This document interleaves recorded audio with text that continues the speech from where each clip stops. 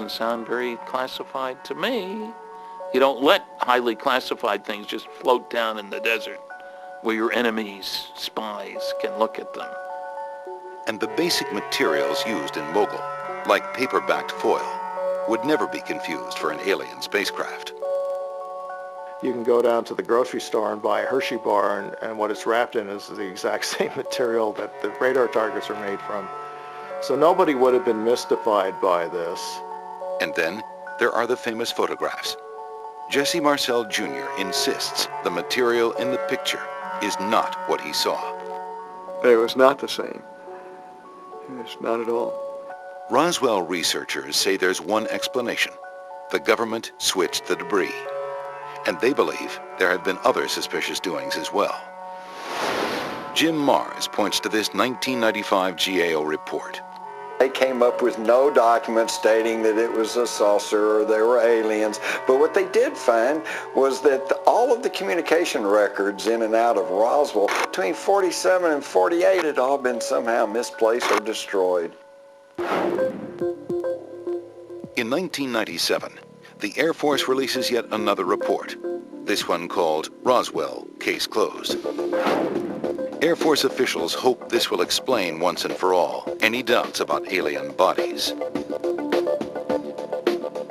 Bodies observed in the New Mexico desert were probably test dummies that were carried aloft by U.S. Air Force high-altitude balloons for scientific research.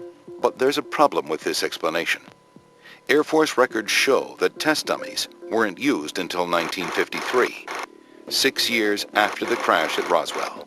Colonel, how do you square the UFO enthusiasts saying that they're talking about 1947, but you're talking about dummies used in the 50s, almost a decade later? Well, I'm afraid that's a problem that we have with time compression. I don't know what they saw in 47, but I think over a period of time they began to lose exactly when the date was. And there were lots of dummies dropping. Well, obviously not all the dummies crashed at Roswell. So is it really case closed when it comes to Roswell and UFOs?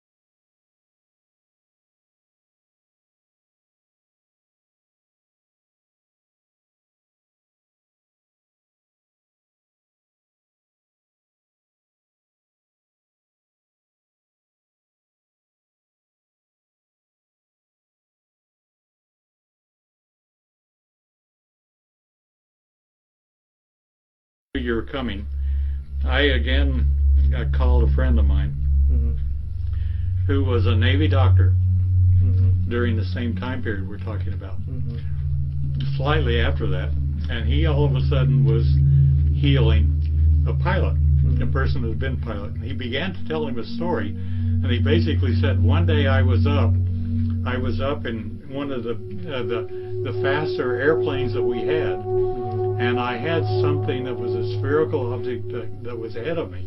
And I called back and I said, are there any friendlies over here? He actually took off from a Texas location, headed off that way, and towards New Mexico.